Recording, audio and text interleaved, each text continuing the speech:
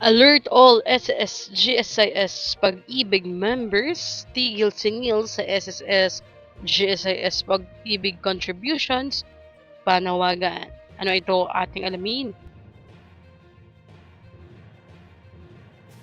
Magandang araw po sa ating manonood and welcome po muli dito sa ating channel na Chaz Infos and Updates. Ikaw ba ay isang SSS-GSIS or Pag-ibig member? Alam niyo po bang nanawagan si Senator Amy Marcos na pansamantalang itigil singil ang contribution sa mga pangunahing ahensya ng gobyerno kasunod ng energy emergency?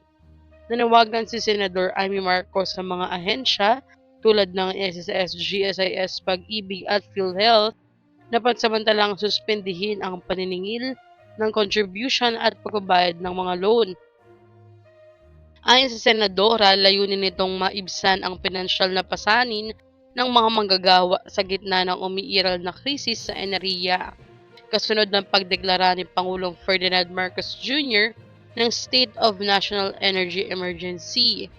Aniya, wag muna nating kaltasan ang kanilang sahod, ibigay muna ito ng buo, pahayag ni Senator Amy Marcos na bigyang diin ang pangailangan tulungan ang mga Pilipino habang nahaharap sa tumataas na presyo ng langis at iba pang gastusin.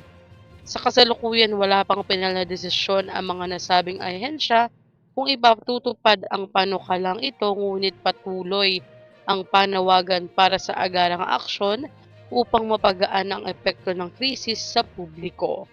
Ano pong inyong reaksyon dito? I-comment nyo na po sa baba. Hanggang dito na lamang po muna. Ito ang Chazzy Infos and Updates. I-like, share, and subscribe para kayo ay updated. God bless po and have a nice day.